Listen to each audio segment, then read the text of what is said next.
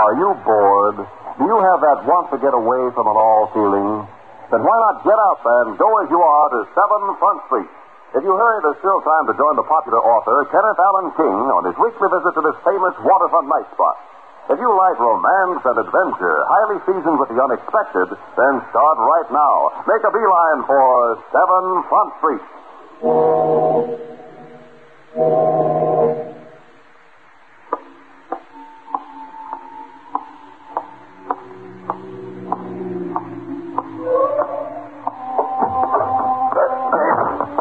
What's the big idea? Why don't you look where you're going? You and Anna forgive me for my clumsiness. My excitement at returning to 7 Front Street, I must have forgotten that other people exist. For a guy your size, that could be dangerous.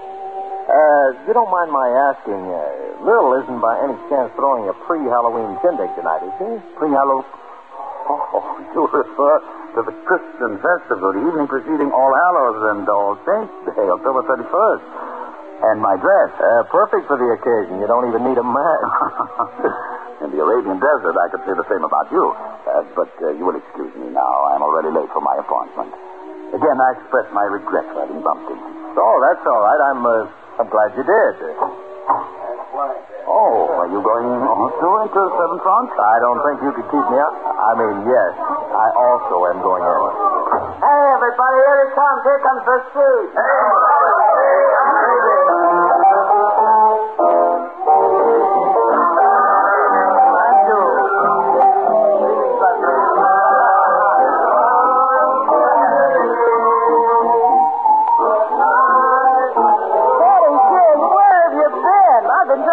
On the phone all afternoon to tell you about the Sheik coming to town.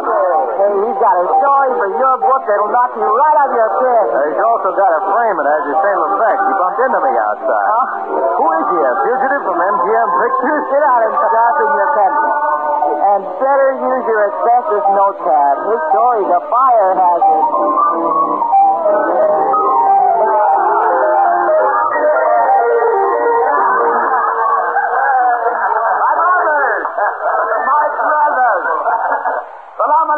Peace be with thee. The same to you, CEO boy. Once again, Allah has granted me the privilege of another pilgrimage to your wonderful land and my beloved 7 Front Street. By the sacred star of the East, I hope that the past year has been as kind to you as it has to me. Come now, share my happiness with me. As we say in Arabia, the drinks are on me.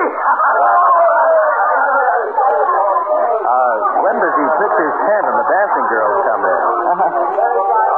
He's a handsome dog, ain't he?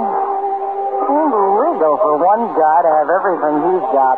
From that look in your eye, Lil, his story will get my book banned in Boston. No, nothing like that, Kevin. No? Try taking notes. Name? Ahmed Ben Youssef. Youssef is Arab for Joe. Right. Am's father was a big-shot chief. In Arab, they call it Sheik. And he was loaded with what passed off for Arabian dough and enough power to keep it. When Ahmed came of age, he got the surprise of his life. For instead of taking over the tribe like was the custom, the old man decided that the boy should go to America to make a study of the more modern ways of living, of civilization. Now, Ahmed had his heart set on leading his father's desert tribe, but he was an obedient son, and off to America he went. Ahmed's first visit was to a big oil man who'd done business with the old chief, and who promised to look after the boy. Ahmed, do you have anything special in mind you'd like to learn about America? My beloved father, Allah protection, spoke of America as a country of 48 great tribes living in peace with each other. The small and weak with the large and powerful. Tribes? We don't have any Arabs over here. Oh, tribes. You mean states? 48 states. My father called them tribes.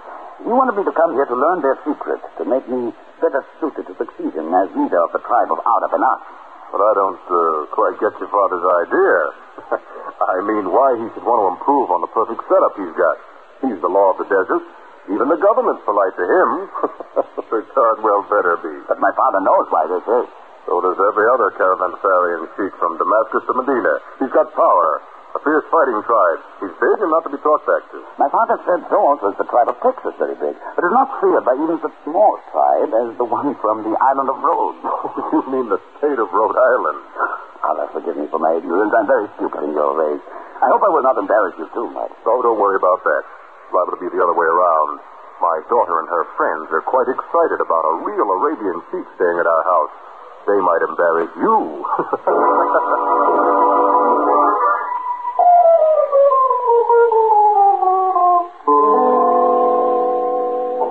Before Ahmed knew what had hit him, he was a big man of the social set, with a heavy accent on the female end of it. And he made great progress in the study of the American way, but not of our government. Come on, Ahmed. I'll give you another dancing lesson. We can't have you going back to Arabia without knowing how to cut a rug. I'm very sorry, mademoiselle, but I have to promise. I know. You promised Razor Braid and you'd meet her out on the terrace. I heard you. But, What do you think you'll learn about America from her that I can't teach you? oh, but she is out to learn of Arabia from me. Oh, I beg your pardon. That's one angle I didn't think of. Too safe for Paris? I don't quite understand. You will before you go back to Arabia. Salamat, handsome. Seems they're learning my ways more quickly than I theirs. Oh, here you are, Ahmed. I was afraid you'd forgotten me. Seems that my only consistent failure of memory is remembering my beloved father's purpose in sending me here to America. But doesn't this come under the heading of learning always? I don't think my father, the Sheik of the Ben Ali, would approve of my teaching the women of Araby to be so soft and tempting. Allah has provided little space in the desert for gentle beauty, such as yours. Men are but mirrors of the land in which they were born. The desert is silent, ruthless, and sometimes treacherous. I'd never believe that of you. Another art the desert forces one to learn for self-preservation: deception. I don't think you're deceiving me, Ahmed. If you will excuse me, I wish to speak to your father about purchasing a flying machine. My father instructed to add that to my list of accomplishments here in America. If that's a sample of Arabian deception, Ahmed, it's far inferior to ours. May Allah seal my lips forever if I speak an untruth. It isn't necessary to call on Allah to do that, Ahmed. Not as long as I'm here.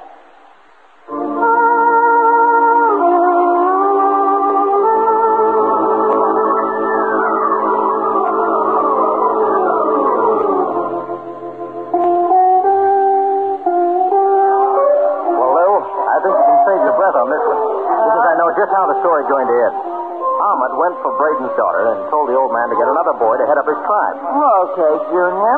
You write it up that way in your book. And I'll give the real story to Sammy Kane of the time. Huh? Well, isn't that the payoff? No. Ahmed wasn't shooting the breeze about the desert being treacherous. The only thing he forgot to tell Therese Braden was that what made it that way were people like his half-brother Nazir, who because of having a different mother was only a few weeks younger than Ahmed. Nazir's mother brought him up believing he'd been robbed, and that anything he did to latch onto the Sheik's title would get the nod of approval from everybody, including Allah himself. Nazir took his mama at her word. Hassan. Yes, Master Nazir. Have the headmen, the camel and horsemen, been attended to? Those who refused gold accepted my Damascus blade in humble silence. And my brother Ahmed's personal servant. Khalil disappeared with the sun tonight. I've dispatched two of my swiftest riders to search for him. No matter. Khalil is too ancient to be of much bother. You may wait here, Hassan. I'll not be long. And upon my return for your loyalty and help, I shall accord you the honor of being the first to greet me as the new Sheik of the powerful tribe of Asghar Ben Ali. Salam alaikum.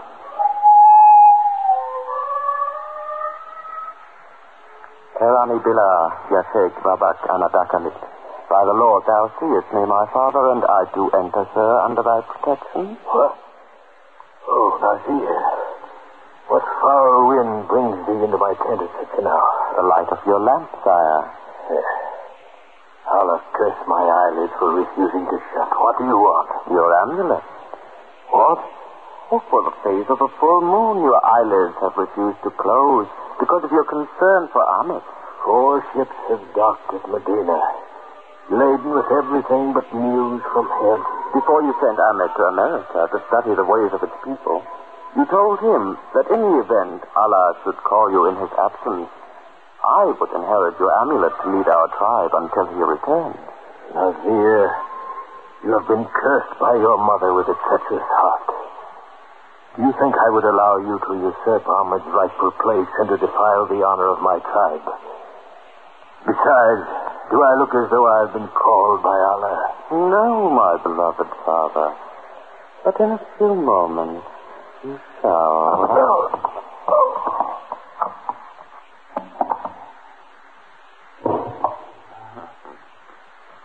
Here, Master. Hadan, you may announce to our tribesmen that Allah has called our venerated chief, Order bin Ali, to his eternal peace, and that I have assumed my rightful role as leader of our people. Salam. Salam. Salam. And one other thing, Hassan. Take this key to my father's treasures and dole out to each man in the royal guard one piece of gold, as well as the fish and skins of the finest wine. But Nazir, Master, your dead father, and wine drinking? Oh, I'm sure my father won't mind.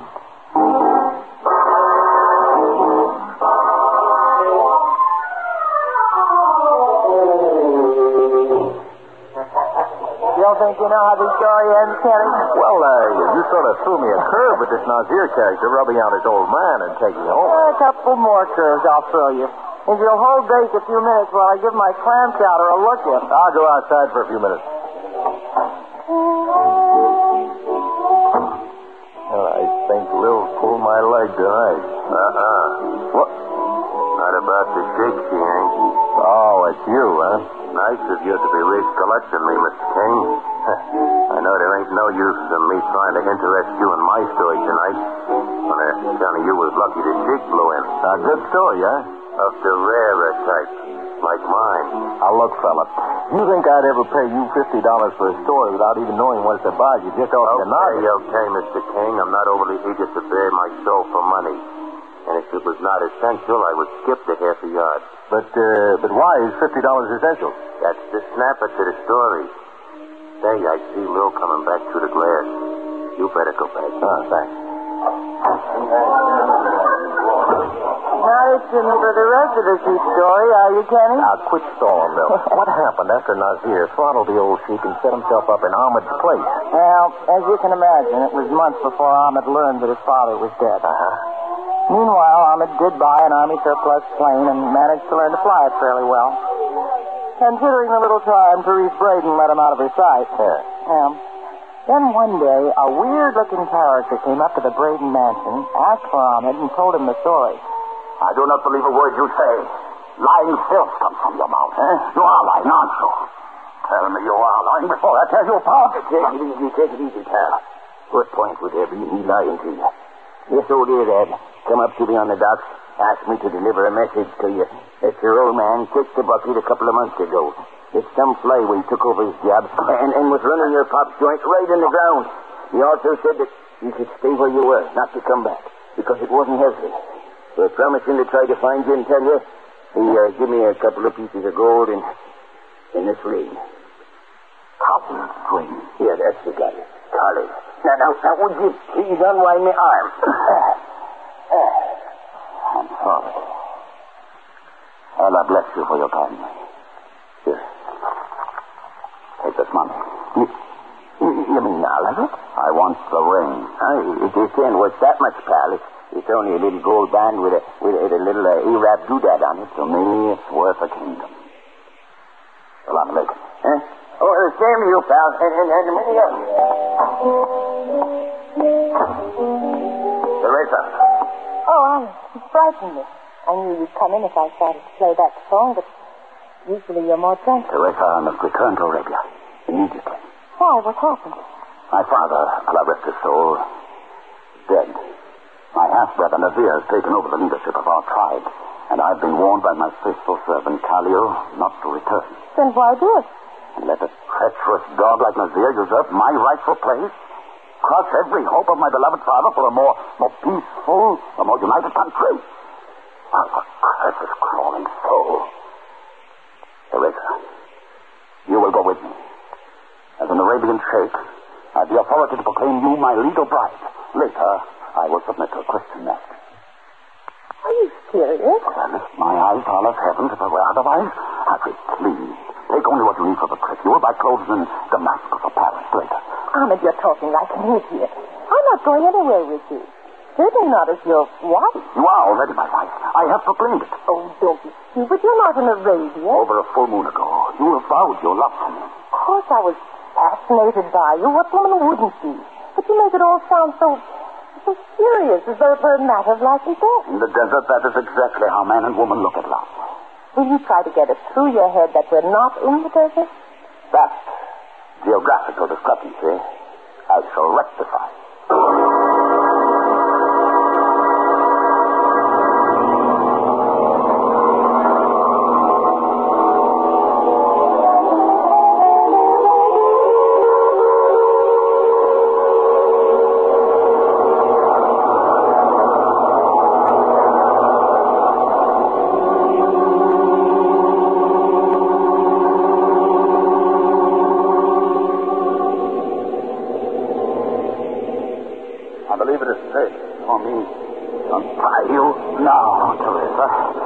If I were you. After all, we're only several thousand feet in the air, probably over the ocean. I had to take you with me, Teresa. Please don't be afraid. No harm will come to you. You're the one who should be afraid. It isn't enough that you're flying straight into the teeth of trouble with your brother Nazir, but... Nazir is well versed in the act of treachery. You're also guilty of a little thing called kidnapping, which carries the penalty of death in the U.S. The prospects of my future aren't very promising, are they? Do you expect them to be otherwise? The Arab has a saying that Allah stores the hope of man in the eyes of woman. The only hope you'll find in my eyes is that you get everything you deserve. I will. Have no fear. Allah will see to it.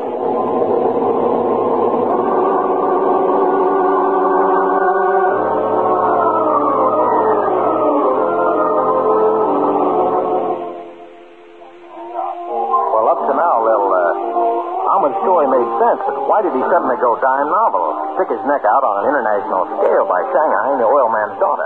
Well, why do you write books? Why does Einstein like arithmetic? Why do I run a joint like 7 Front Street? He just did it. The guy must be a hound for trouble. And he got plenty of it when he landed.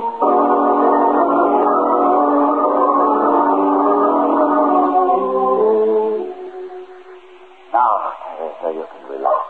You have nothing to fear, for this is my land, my country, and my people. Just as soon as I've given Nazir to understand that his temporary leadership of my father's tribe is at end, we can both begin to test the reality of our love for each other. It was as real as it seemed in America. It will not vanish in the vast stillness of the desert. Ahmed, that was a shot. If anything happens Nothing will happen to you. Dogs. And at Nazir, my father's guards have become too lazy to identify the target. I will shoot the kill. And another word of filth from you, and your devil's head will roll in the sand. Yes. And I'm glad of it. Maybe your brother Nazir is the civilized one. I warn you to halt, or I would shoot. You'll be dragged behind a horse from one end of the Sahara to the other for this. I'm the leader. Ahmed Ben Youssef. Take him, guard. Oh, there you touch me. I'm the fifth. Ahmed Ben Youssef. Come on, my brother. Oh, Hassan, you must be more careful with your firearm. Look here. Do you want me to forget you are my father's son and half-brother? If you wish, Ahmed. But for your sake, I would pray long and hard to Allah that I don't forget. Hassan, take him away and treat him as the half-brother of the Sheik of the tribe of Abdul Ben Ali. Until I give orders to the contrary. Yes, master. Salam alaik, my brother. What a pity you did not take Khalil's warning and remain in America. He paid with his 2 hands to send that warning to you. And now, mademoiselle, I pray you and Allah will forgive my rudeness. But if you will permit me to escort you to my private quarters, you may refresh and relax yourself and wait in comfort and safety until the authorities arrive from Damascus to see that you are returned safely to your father in America. On behalf of my people and my tribe, I apologize for the uncivilized actions of my half-brother. You know? Oh, we are not as isolated from the outside world as you may imagine. You were brought here by my brothers against your will, weren't you? Why, yes. I tried to tell my father that Ahmed was not the man to succeed him, simply because he preceded me into this world by a matter of a few weeks. tradition is only valuable as long as it serves the needs of those who adhere to it. What will you do with Ahmed? Oh, after the way he has treated you, do you care? No, I don't. Good. You're not only a beautiful young woman, but equally wise. Ahmed's old servant. He raised Ahmed. He sent Ahmed the message about his father. You have a remarkable memory. Ahmed must have told you much of himself. Perhaps too much. You said something about his servant Khalil paying with his hand. Oh, a light punishment for treachery against his Sheik. How long will it be before the officials arrive from Damascus to take me back to my father? Oh, officials the world over are all alike about the unconcern of time's passing. But no matter. You or anyone else has nothing more to fear from Ahmed.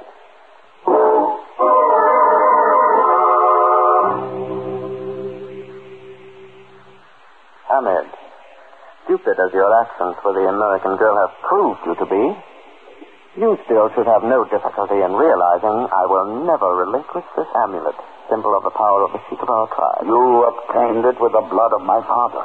I ordered Hassan to tell you. I wanted to impress you with the seriousness of my ambitions. However, since I am eager to impress our people and the young American girl, but I am not a savage beast of the desert. I shall spare you any further unpleasantness if you wish to leave our country and return to America. Forever. I am staying here, where I belong. I still wish to be generous with you, Ahmed. I shall do my very best to change your mind.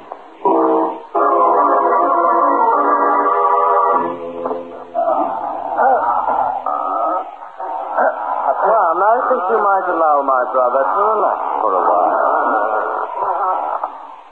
Well, Ahmed, doesn't the thought of returning to America appeal to you more now? I'll stay here until the last drop of blood is drained from my body. Oh, what a nuisance for us both.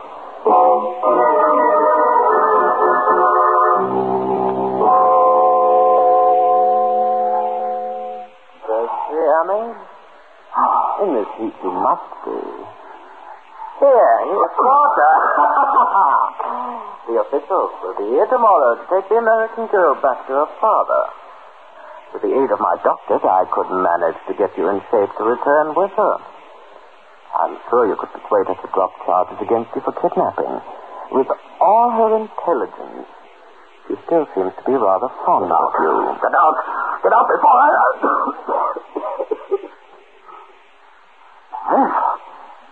You're delirious, Ahmed. Go away.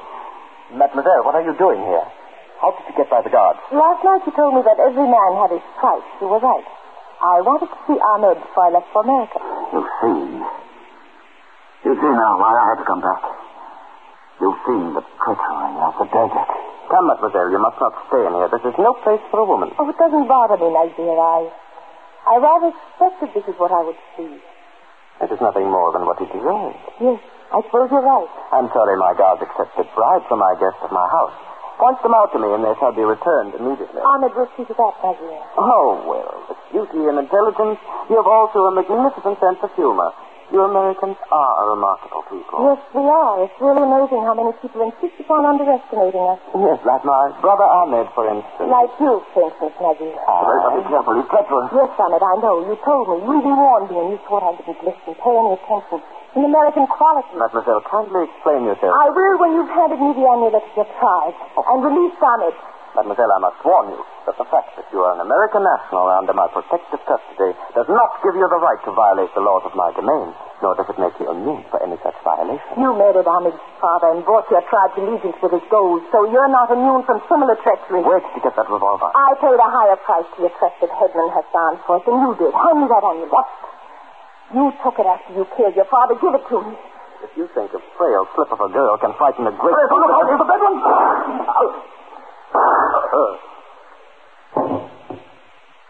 What has happened? I heard gunfire. Yes, Hassan. You'll hear more if you don't hurry and release Ahmed Ben Yosef.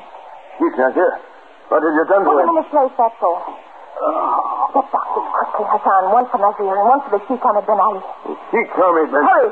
Americans don't like to kill unless they're forced to. Yes, mademoiselle. What have you done? Why? Here, Ahmed. This is what you came back to Arabia to wear. The amulet of my tribe. But Professor, I thought you hated me. So did I. Until I saw and heard what Nazir had done and was doing to you. You said you were pleased about it.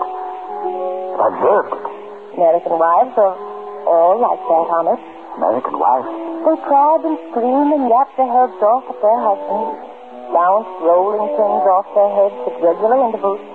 Wished them all the bad luck they can think of when they're mad at them. But let somebody else come along and so much as raise a finger at their man. There's war. You speak of wives. Didn't you say that as Sheik you had the legal power to pronounce me your wife? Another American trait, Thomas.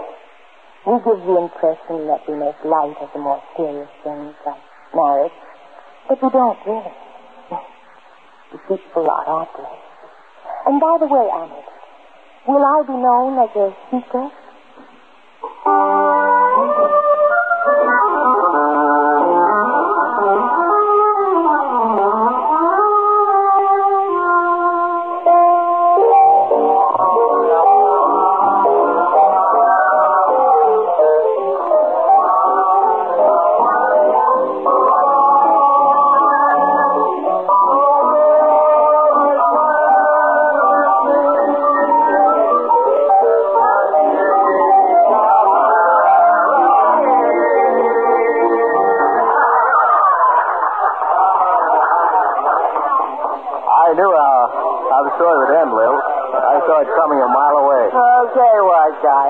Teresa got hep that her yen for Ahmed wasn't a mirage.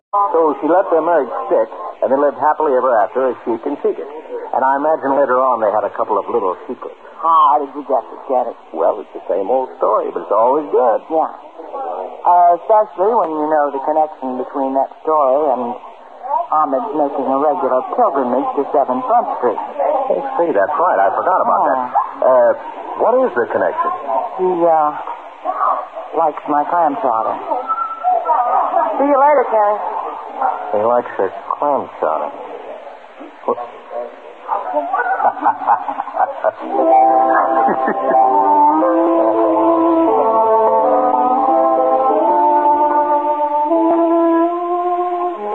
That Lil is a killer, all right. Well, did you get the chief story, Mr. King? Yeah, including the snapper about why he comes down here to 7 Front Street. You mean Lil really told you? Well, it's a dark secret, but I can tell you. It's because he likes Lil's clam chowder. Oh. I thought she'd hold out on you. So you know the real reason? Sure. But put the clam chowder ending in your book. It will tend to titillate the interest of your readers. Like I'm titillating you to know why I gotta have $50 to tell you my story. Good night, Mr. King. Well, you can take Lil's clam chowder ending, or leave it. Anyhow, glad you took the time to be with me tonight. And so until we meet again, it's good night from Kenneth Allen King and 7 Front Street.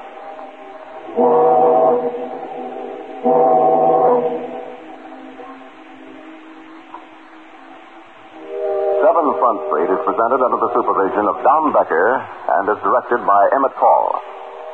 Tonight's cast of characters included Peter Capell, Connie Lemke, Lawson Zerby, Gene Tatum, Barbara Bell Wright, Mort Lawrence, Jim Bowles, and Lester Fletcher.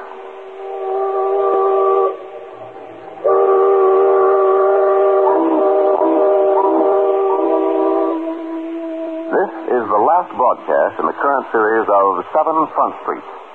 In its place, the Mutual Broadcasting System will present High Adventure, a dramatic program of action and adventure aimed to please the entire family. Be sure and tune in at the same time next week over most of these same stations for High Adventure. This program came to you from New York. This is Ralph Paul speaking, and this is the Mutual Broadcasting System.